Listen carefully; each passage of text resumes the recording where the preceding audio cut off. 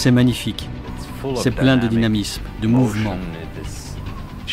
Ça change tout le temps. C'est ce qu'on peut voir de plus grand. C'est un spectacle magnifique. C'est complètement différent de tout ce que l'on connaît. C'est tellement fou de voir le ciel se comporter comme cela.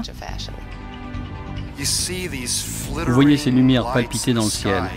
Elles changent au fur et à mesure de façon magnifique. C'est vraiment une expérience extraordinaire.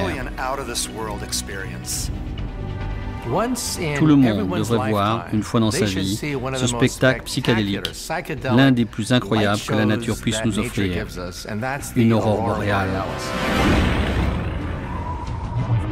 Son nom vient d'Aurora, la déesse romaine de l'aube, et du mot latin borealis qui signifie vent du nord. Dans l'hémisphère sud, on l'appelle l'aurore australe, venue de Aurora australis. Bien avant d'éblouir les astronomes, les aurores ont fasciné les premiers hommes qui les aperçurent dans les régions polaires. Pour les Scandinaves, ce phénomène étonnant ne pouvait avoir qu'une origine extraordinaire. Ils pensaient qu'un renard géant, en balayant le ciel de sa queue, provoquait l'apparition de ces lumières septentrionales. J'aime cette explication, car elle n'est pas si loin de la vérité. L'aurore est un phénomène électrique. Or, quand un renard agite sa queue, il produit de l'électricité statique, ce qui fait apparaître des étincelles, un peu comme pour l'aurore. Et si on veut savoir comment elle naît vraiment, il faut commencer par observer le Soleil. Le Soleil n'est pas seulement une source de lumière, il nous fournit aussi de l'énergie, beaucoup d'énergie. Il émet un flux constant de particules chargées, les vents solaires. C'est une force cosmique, parfois intensifiée par une éjection de masse coronale. Les vents solaires peuvent produire des lueurs dans l'atmosphère à n'importe quel moment de l'année. Mais parfois, le Soleil connaît des embrasements fantastiques que l'on appelle des éruptions solaires ou éjections de masse coronale. Un énorme flux de particules chargées se dirige alors vers la Terre, un gros amas de particules. Et c'est ce qui crée ce phénomène lumineux qu'on appelle une aurore boréale. Les vents solaires se déplaçant à la vitesse de 1200 km par seconde, il leur faut 2 jours pour atteindre le champ magnétique de la Terre. En suivant le champ magnétique jusqu'au pôle, les particules chargées excitent les gaz présents dans l'atmosphère supérieure de la Terre et produisent ces lumières colorées qui forment les aurores. Quand les particules chargées croisent les couches supérieures de l'atmosphère, elles rencontrent d'abord des atomes d'oxygène qui provoquent une émission de lumière rouge et verte, qui sont les couleurs les plus courantes dans une aurore boréale. Plus bas, elles rencontrent de l'azote moléculaire. C'est ce qui donne un bord violet en bas du rideau vert lorsque l'aurore est particulièrement intense. Les particules chargées interagissent avec les gaz afin de produire ces couleurs brillantes. L'aurore fonctionne alors un peu comme une enseigne au néon.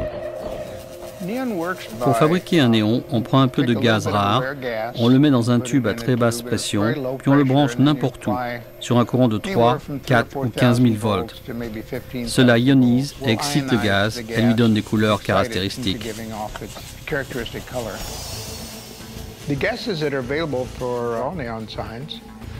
Les gaz qu'on utilise pour les tubes néons sont le xénon, de couleur bleu pâle, l'hélium, qui est d'une couleur un peu pêche, le krypton argenté. Ce n'est pas une planète. L'argon, couleur lavande, et enfin le néon, qui est le plus lumineux, en particulier quand il pleut la nuit.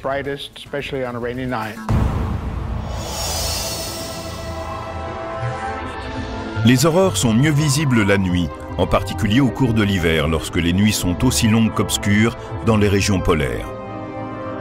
En fonction de l'activité solaire, les aurores peuvent durer de quelques minutes à plusieurs jours. Il n'y a pas qu'au pôle qu'on peut les apercevoir. C'est parfois aussi possible sous d'autres latitudes. Il y a quelques années, en 2003, s'est produit ce qu'on a appelé la tempête du siècle. C'était la plus forte tempête magnétique en l'espace d'un siècle. Elle était accompagnée d'une superbe aurore. Elle a été vue par la population de Washington ainsi que celle du pourtour méditerranéen. L'une des plus célèbres parmi celles qui l'ont précédée s'était produite au milieu du 19e siècle et avait donné naissance à une aurore boréale visible depuis Hawaï et d'autres endroits du Pacifique Sud. Il s'agit de la plus grande qui ait jamais été enregistrée à notre connaissance. Les aurores sont visibles même au-delà de la Terre. Les vents solaires vont dans toutes les directions et atteignent des planètes plus lointaines. Jupiter et Saturne possèdent d'immenses champs magnétiques, plus importants que le nôtre, et qui créent des aurores particulièrement larges et intenses.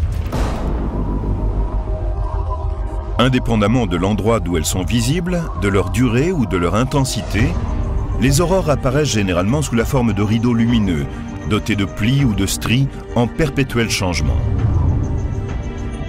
Les techniques de prise de vue en accéléré accroissent la beauté et le mystère des aurores boréales. La forme de ces rideaux, leur mouvement interne, ces rayons, ces boucles, ces enroulements, ces spirales, tout cela fait l'objet de recherches approfondies.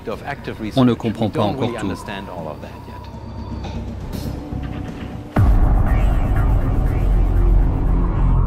Pour ajouter encore un mystère au phénomène, certains rapports affirment qu'une aurore est non seulement visible, mais qu'on peut aussi l'entendre. L'aurore se situe entre 100 et 160 km d'altitude. Le son prend donc plusieurs minutes pour nous parvenir. Et certains racontent qu'ils ont entendu un son en même temps qu'ils observaient une aurore. Il doit exister un mécanisme inconnu qui donne à penser que l'on entend ou qui permet effectivement d'entendre un son que l'on associe à l'aurore. Personne n'explique ce phénomène, mais certains essaient de savoir ce qu'il en est.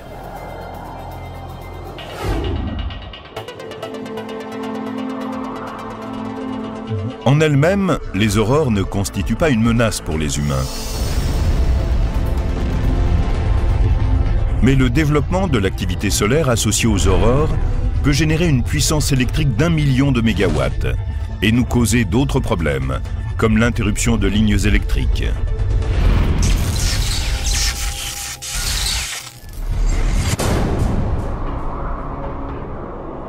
Ce n'est pas l'aurore même qui est à l'origine du problème avec les lignes électriques, mais les particules chargées qui viennent du Soleil et entrent en interaction avec elles.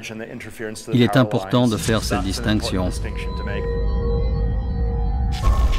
Quand l'activité et le mouvement des particules chargées électriquement, qui donnent naissance aux aurores, augmentent, il se produit une interaction avec tout ce qui est associé à un champ électrique ou magnétique. Et ces particules chargées perturbent aussi bien les lignes électriques que les systèmes électroniques, les satellites ou les réseaux téléphoniques, tout ce qui a besoin pour fonctionner d'un champ électrique ou magnétique. À ce moment-là, votre appareil est coupé au moment où l'aurore se met en place. Des parasites à la radio, l'interruption passagère d'une émission de télévision, la coupure d'un appel téléphonique ou même des pannes générales, comme celle qui a frappé la ville de Québec en 1989, nous rappellent que notre place est bien modeste dans le système solaire.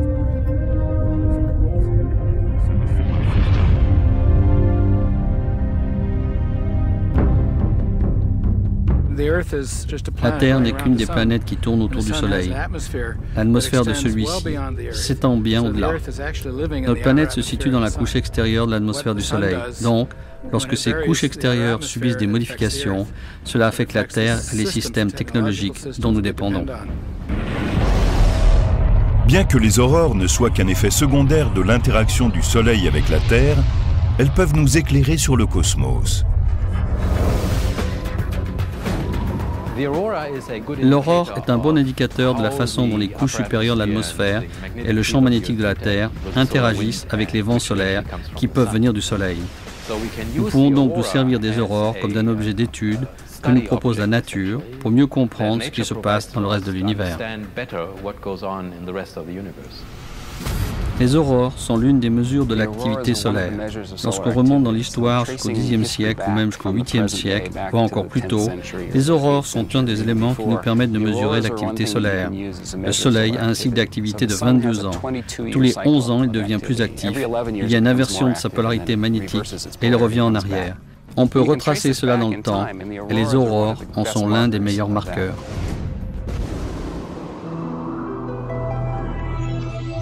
Les aurores sont généralement observées dans les régions polaires, mais d'autres phénomènes cosmiques éblouissants sont visibles de partout.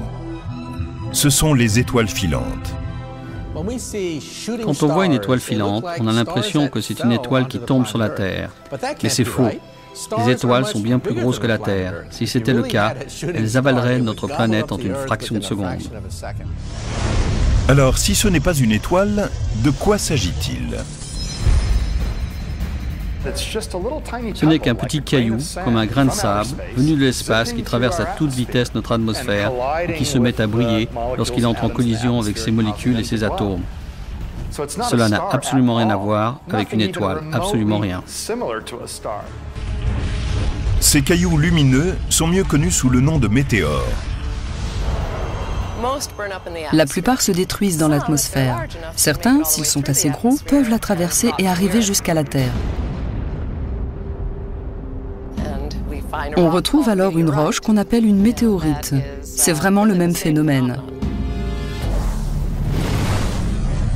Les particules de pierre et de poussière qui composent les météorites sont des vestiges de la formation de notre système solaire. Ce sont essentiellement des débris éparpillés d'anciennes générations d'étoiles. Beaucoup d'entre eux viennent aussi de la ceinture d'astéroïdes. Entre Mars et Jupiter, on trouve tout un tas de roches qui entrent parfois en collision et se brisent. Ces petits grains voguent alors dans le système solaire et parfois, certains d'entre eux croisent l'atmosphère de la Terre. À certains moments de l'année, un grand nombre de météores quadrillent le ciel. Ce phénomène est appelé une pluie de météores. Il se produit lorsque la Terre traverse une traînée de débris, c'est-à-dire des morceaux de glace et de sable laissés par une comète qui tourne autour du Soleil. Quand on observe une pluie de météores, les météorites ou étoiles filantes semblent toutes venir du même point dans le ciel, le point radiant. Elles semblent rayonner à partir de là, mais en fait, les petits morceaux de glace et de roche qui constituent les météores se déplacent en groupe à travers l'espace selon des chemins parallèles. Elles ne divergent pas à partir d'un seul point. Si on a cette impression, c'est par un effet de perspective. Comme on les voit de très loin, elles semblent toutes venir d'un même point de fuite.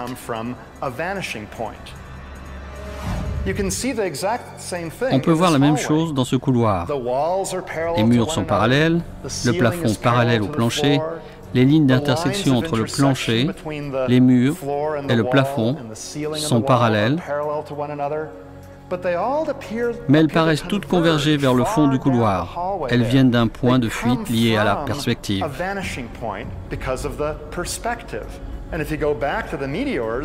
Pour revenir aux météores, les particules voyagent parallèlement les unes aux autres, mais elles semblent toutes venir du même point à cause de la perspective.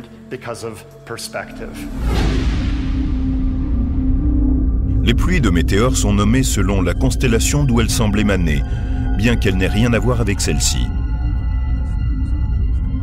La pluie de météorites des Léonides, appelée ainsi d'après la constellation du Lion, est l'une des plus brillantes qu'on ait jamais enregistrées. Selon plusieurs rapports, celle de 1833 comptait jusqu'à 200 000 météores par heure. Certains observateurs pensèrent alors que le monde touchait à sa fin.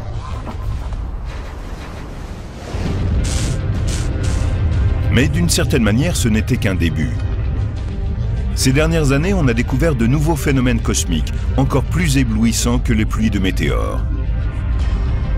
Ils émettent des couleurs brillantes à une vitesse aussi grande que celle de la lumière. Un battement de cils et vous les avez ratés. Mais nous les avons capturés.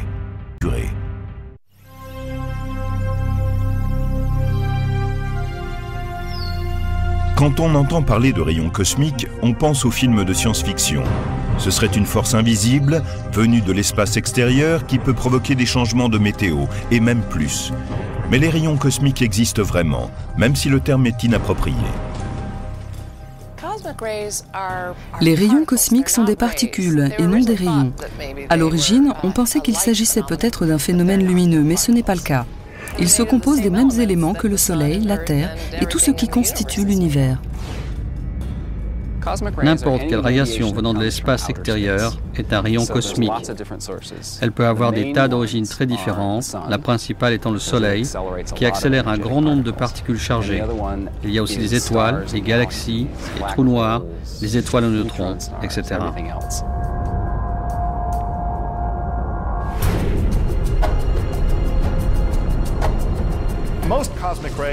Selon les normes terrestres, la plupart des rayons cosmiques ne possèdent pas une immense énergie. Les plus puissants auraient la force d'une balle de tennis qui vous frapperait en pleine tête. Ce ne serait pas très agréable, mais en fait, la plupart ne sont pas plus gros que des petits pois.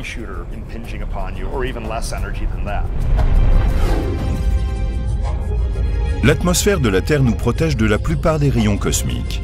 Mais les particules à haute énergie qui réussissent à pénétrer dans notre atmosphère sont assez puissantes pour avoir un impact sur tous les organismes vivants. Elles peuvent provoquer des mutations de l'ADN. En fait, c'est une des explications admises pour les dérapages génétiques que l'on rencontre parmi les espèces.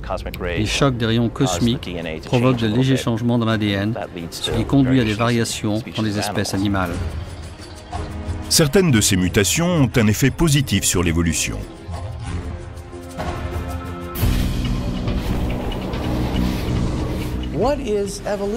Qu'est-ce que l'évolution? C'est l'idée que nos gènes peuvent changer, fût-ce légèrement, d'une génération à l'autre, pour que nous soyons mieux adaptés aux transformations de la Terre. Étant donné que des rayons cosmiques nous traversent à tout moment, même à l'instant où nous parlons, cela signifie que nos gènes sont altérés chaque jour par l'impact de ces particules subatomiques. Autrement dit, si nous pouvons nous adapter au changement, c'est que les rayons cosmiques nous donnent une impulsion qui transforme notre capital génétique.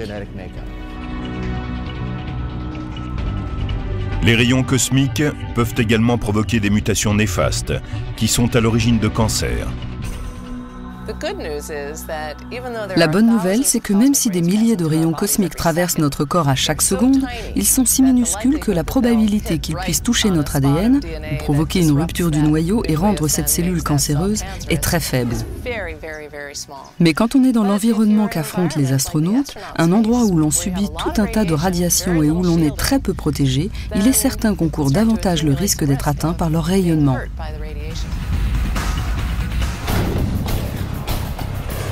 Les passagers de vols transpolaires risquent davantage, eux aussi, d'être exposés à des radiations provoquées par les rayons cosmiques. En réalité, certains membres d'équipage de vols transatlantiques, les vols transpolaires, portent des petits compteurs de radiation.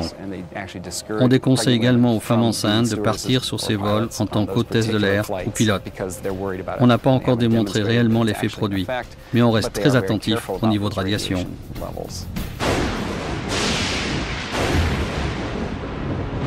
Les rayons cosmiques n'ont pas seulement un impact sur les organismes vivants. Ils influencent aussi largement la météo. Selon certaines théories, les rayons cosmiques galactiques pourraient être en partie à l'origine des orages et des éclairs. Ils pourraient provoquer à travers l'atmosphère une ionisation qui ouvrirait la voie à l'éclair lumineux et le ferait démarrer.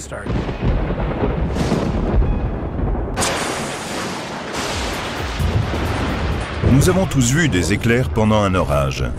Mais aussi effrayants et spectaculaires qu'ils soient, ils se situent tout à la fin des phénomènes auxquels ils sont liés. Des jets lumineux, qu'on appelle aussi TLE, pour Transient Luminous Event, et qui se produisent dans l'atmosphère supérieure.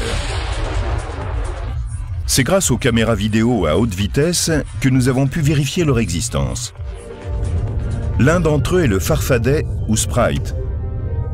C'est un flash lumineux en forme de méduse qui se produit à 70 km environ au-dessus de la surface terrestre et ne dure que quelques millisecondes.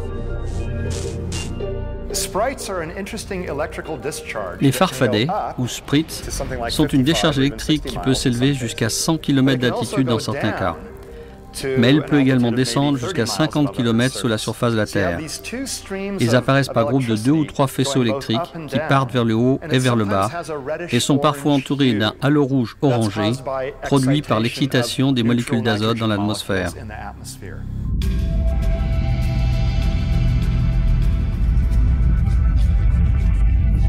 Les ELF, acronyme de Emission of Light and Very Low Frequency Perturbation from Electromagnetic Pulse Sources, sont un autre phénomène découvert tout récemment.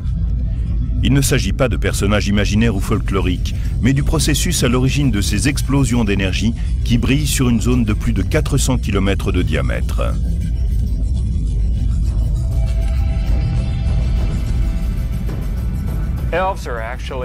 Les elfes sont des parents des sprites. La seule différence entre eux, c'est que les premiers sont encore plus brefs, si bien que le seul moyen d'en apercevoir un, c'est d'utiliser un appareil photo très sophistiqué. Et on ne pourra le capturer sans doute que par accident. Les elfes ne sont pas visibles à l'œil nu, car il s'agit d'une très brève explosion d'énergie.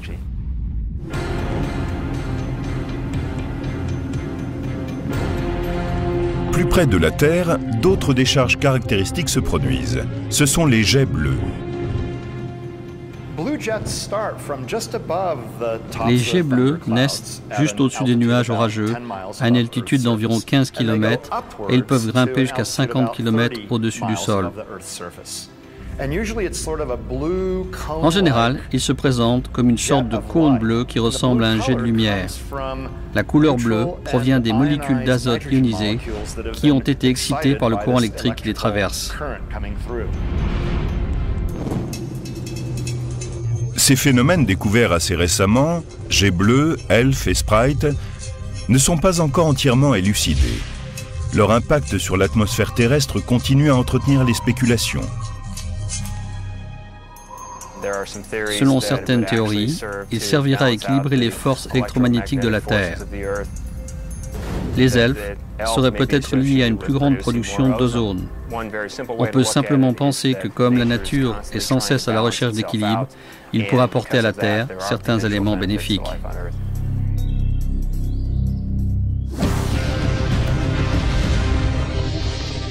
Les phénomènes cosmiques affectent non seulement la météo, mais aussi les plantes et les animaux. Sans leur interaction avec le Soleil, notre vie serait vouée au chaos.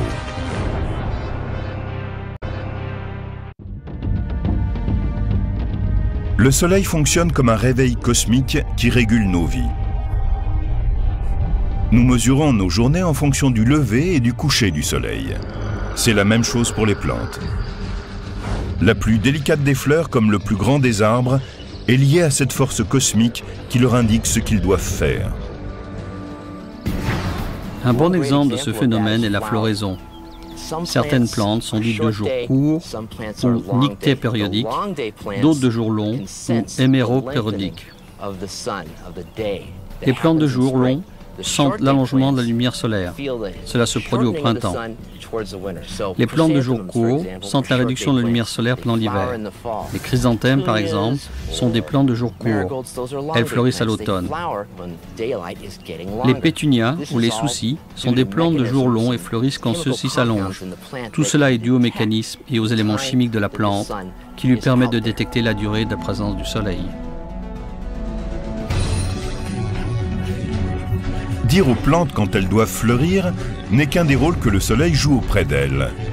Le déclenchement de la photosynthèse en est un autre. Sans cette influence cosmique, les plantes périraient, et nous aussi.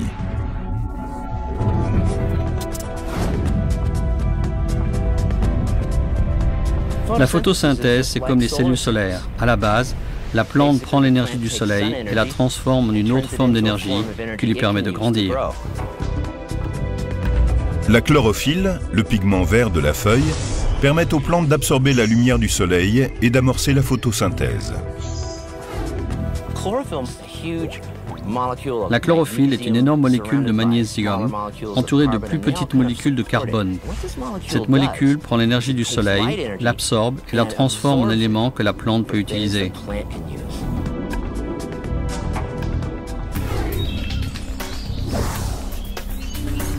La photosynthèse déclenche un processus complexe qui amène les plantes à combiner du dioxyde de carbone et de l'eau pour fabriquer du sucre.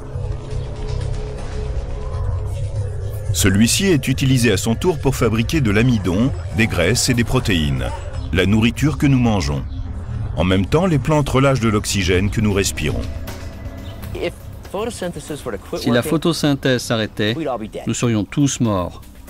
C'est le problème. Et c'est vrai aussi pour les animaux. Comme nous, ils comptent sur le soleil pour se nourrir, réguler leur vie et trouver leur chemin à travers la planète.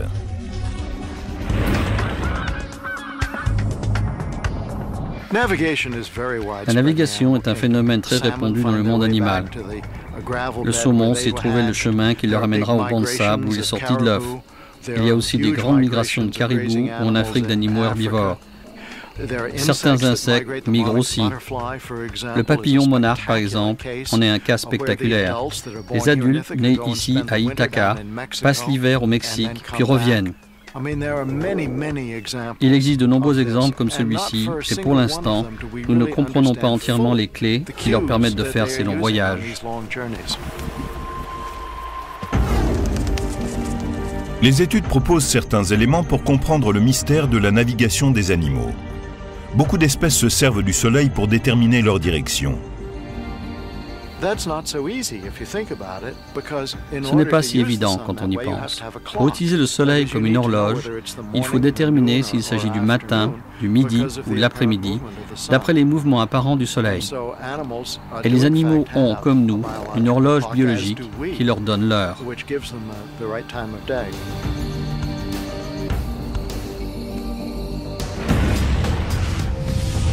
Quand les conditions météorologiques obscurcissent le soleil, certains animaux se tournent vers le champ magnétique de la Terre. C'est une force qui prend naissance dans le noyau en fusion de la planète. Elle ne fournit pas seulement des indices sur la direction, mais aussi sur la position. Chaque endroit de la Terre a une identité magnétique unique. Un animal suffisamment sensible est capable d'utiliser le champ magnétique de la Terre pour comprendre où il est par rapport à chez lui. Il se fie aux différences entre les champs magnétiques.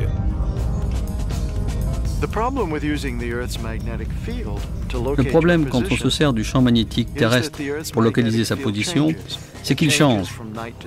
Il change selon qu'on est le jour ou la nuit. Il change à cause des dépôts des fers souterrains. Il est détourné par ce qu'on appelle des anomalies magnétiques et il varie aussi à cause des taches de soleil. Pourtant, il semble que de nombreux animaux soient capables de s'en servir pour trouver leur chemin.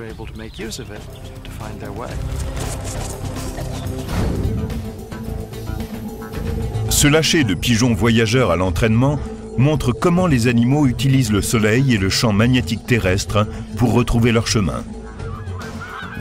On domestique depuis longtemps les pigeons voyageurs en raison de leur habileté à trouver le chemin du retour. Ils ont été élevés depuis des générations pour devenir les champions du monde des pigeons. Ils peuvent parcourir de très longues distances.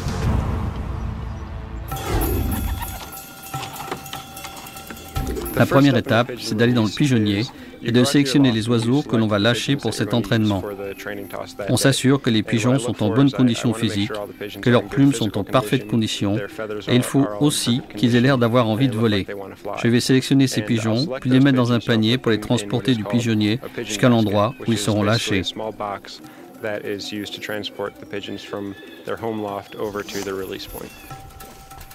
L'étape suivante, c'est le lâcher lui-même. On arrive dans un champ sans aucun arbre alentour, un espace complètement ouvert, on ouvre la boîte et on laisse les pigeons s'envoler.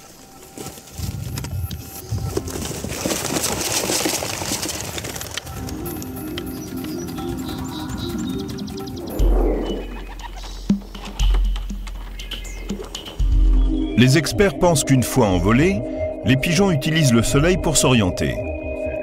Ensuite, ils se dirigent vers leur pigeonnier en utilisant probablement leur odorat ainsi que le champ magnétique terrestre.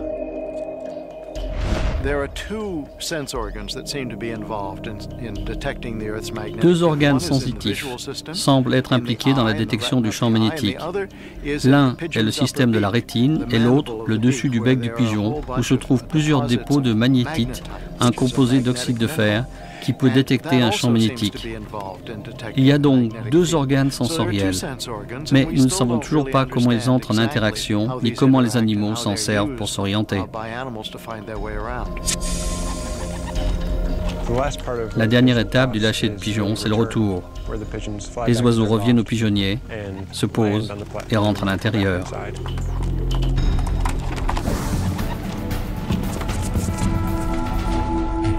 Ce simple lâcher de pigeons montre comment ces oiseaux utilisent le cosmos pour s'orienter, mais n'explique pas tout.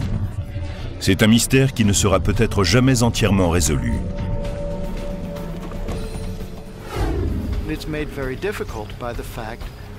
C'est très difficile, car ils utilisent différentes techniques.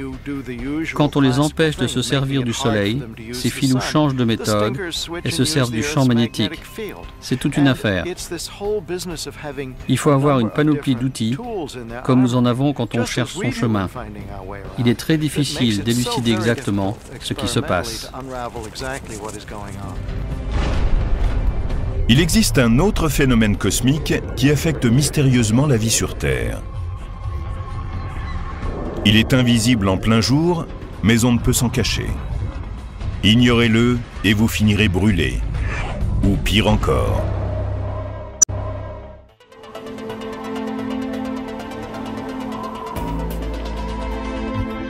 C'est lui qui nous fait bronzer comme nous le désirons et qui nous donne apparemment l'air sain. Mais ce bronzage pénètre profondément sous la peau. Il est la réaction la plus courante aux UV ou ultraviolets venus du soleil et potentiellement mortels. Les ultraviolets constituent cette partie du spectre que nous ne pouvons voir à l'œil nu. Ils sont nombreux autour de nous. Le soleil nous en envoie en permanence. Ensuite, de même qu'il y a plusieurs couleurs dans le spectre visible, les ultraviolets ont différentes couleurs selon leur longueur d'onde. Nous les divisons en 3 bandes différentes, A, B et C. Les ultraviolets C sont presque entièrement bloqués par la couche d'ozone. Les ultraviolets B traversent un peu plus et les ultraviolets A passent pour la plupart car ils sont les plus proches de la lumière visible. Les UVA provoquent le vieillissement et le cancer de la peau. Les UVB provoquent les coups de soleil. Donc les UVB sont à l'origine des coups de soleil et les UVA des taches de rousseur.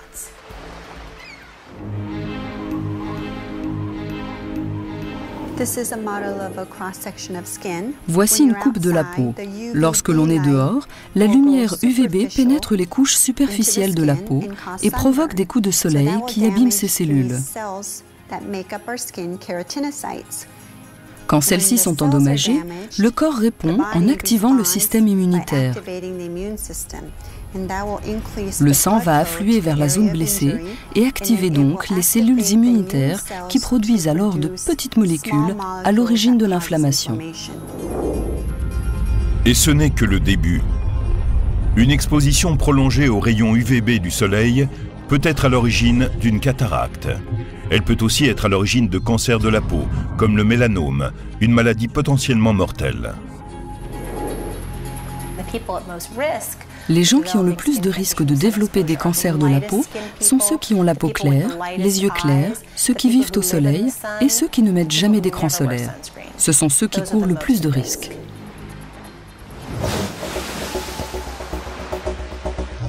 L'exposition aux UVB a également un bon côté, la production de vitamine D.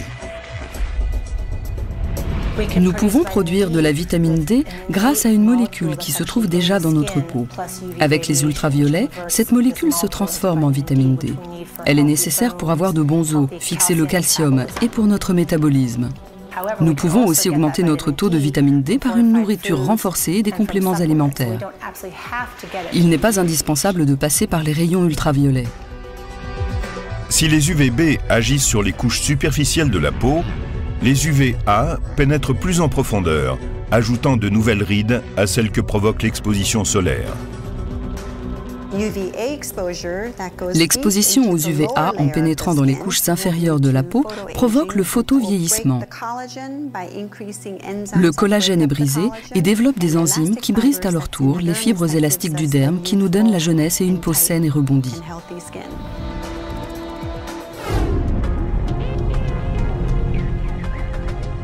Les cabines de bronzage tentent de recréer artificiellement les rayons du soleil. Mais en réalité, c'est pire que de s'allonger sous l'astre réel, qui se trouve à plus de 150 millions de kilomètres. Les industriels des cabines UV vous font croire que celles-ci sont moins dangereuses et que cette forme de bronzage est moins néfaste car progressive. Mais en réalité, c'est le contraire. Les cabines UV sont bien pires pour la peau. La raison, c'est que les ampoules qui sont à l'intérieur sont composées à 90% d'UVA et que ce sont les rayons du vieillissement et du cancer de la peau. Les adeptes de ces méthodes développeront donc des cancers 20 ou 30 ans plus tard. C'est un fait avéré. Bronzer dans un institut de bronzage augmente les risques de cancer de la peau.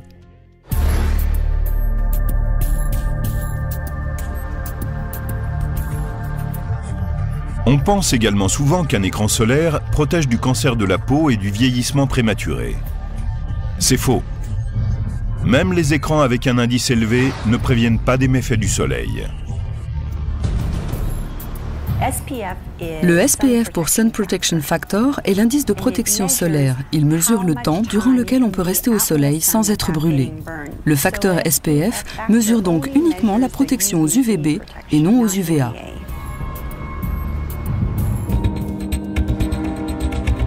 Les écrans solaires les plus efficaces fournissent une protection contre les UVB et les UVA, mais même en étant appliqués régulièrement, ces écrans n'offrent aucune garantie contre le cancer de la peau, qui ne peut qu'être de plus en plus fréquent, étant donné la diminution de la couche d'ozone. L'ozone forme au-dessus de nous une sorte de couverture qui absorbe une bonne partie des radiations. Ce qui se passe quand la couche d'ozone diminue, c'est qu'on se retrouve avec davantage encore de rayons UVB. Et ça, c'est mauvais.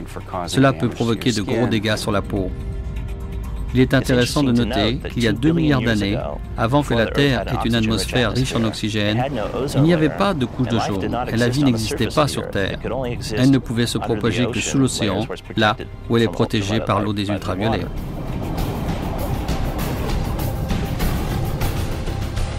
Alors que les ultraviolets sont invisibles et néfastes, la lumière visible du Soleil est la source de l'effet cosmique sans doute le plus merveilleux qui soit.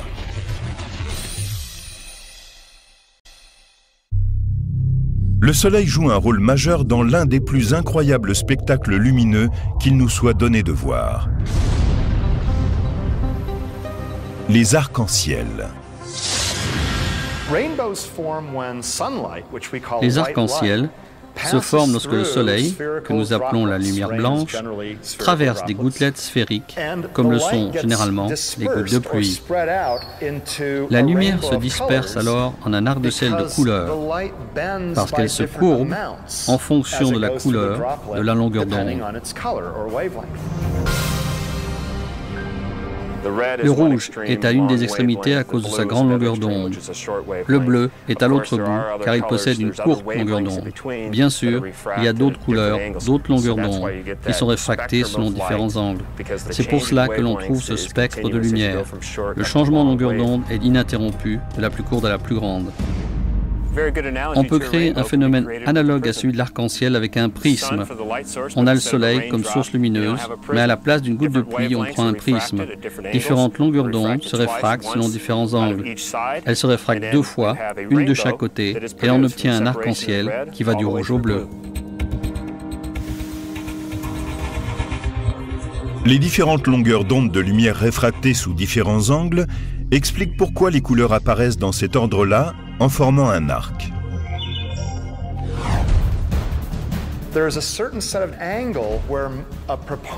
La lumière est infléchie dans toute une série de directions et se rassemble là-haut. Selon un certain angle, on trouve plus de rayons que selon d'autres. Selon l'angle d'incidence de la lumière du Soleil, les rayons auront tendance à s'amasser dans une direction particulière. Cet angle est de 42 degrés par rapport au point antisolaire, un terme astronomique pour désigner l'ombre de notre tête. C'est selon cet angle que la lumière est la plus intense et que l'arc-en-ciel apparaît. Mais 42 degrés à partir de l'ombre de votre tête ne correspond pas à 42 degrés à partir de celle de quelqu'un d'autre. Cela signifie que 2 personnes ne voient pas le même arc-en-ciel. Parfois, avec un peu de chance, si on est sous le bon angle, on peut apercevoir un arc-en-ciel secondaire.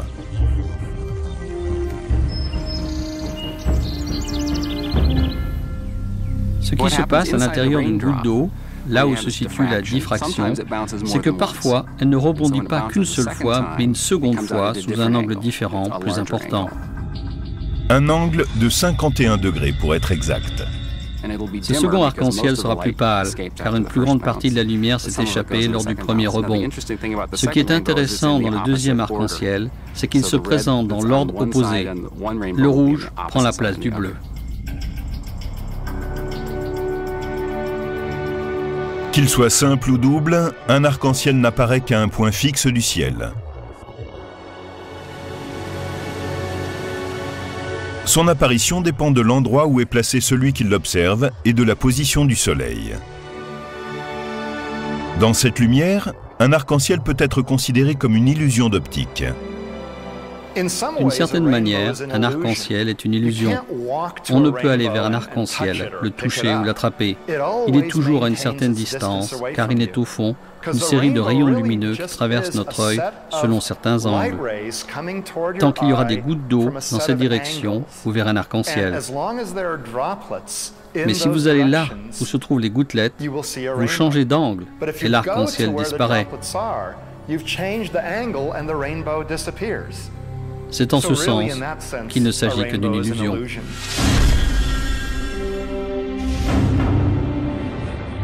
La beauté simple de l'arc-en-ciel et la complexité de la science l'ont rendu légendaire.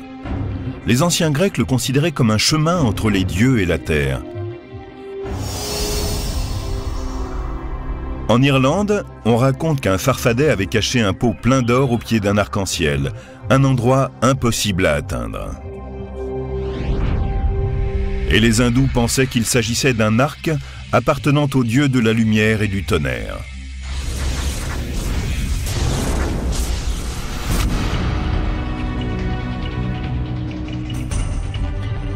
La beauté d'un arc-en-ciel, la complexité de la photosynthèse, l'impact des rayons ultraviolets, l'excitation d'une aurore, tous ces phénomènes cosmiques mettent en lumière la relation que nous entretenons avec l'univers. Nous sommes tout sauf des spectateurs passifs devant les phénomènes que nous observons entre la Terre et l'espace. La vie sur Terre a évolué dans cet environnement de rayons cosmiques, d'aurores et de lumière.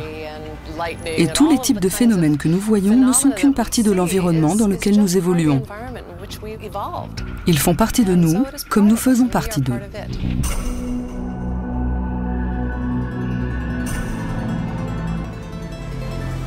Ces merveilleux phénomènes atmosphériques, les arcs-en-ciel, les aurores, les météores, aussi bien que ceux plus nocifs, comme les rayons ultraviolets, nous montrent que la Terre n'est pas une sphère isolée du reste de l'univers. Non, nous en faisons partie, et c'est ce qui rend encore plus belle notre planète.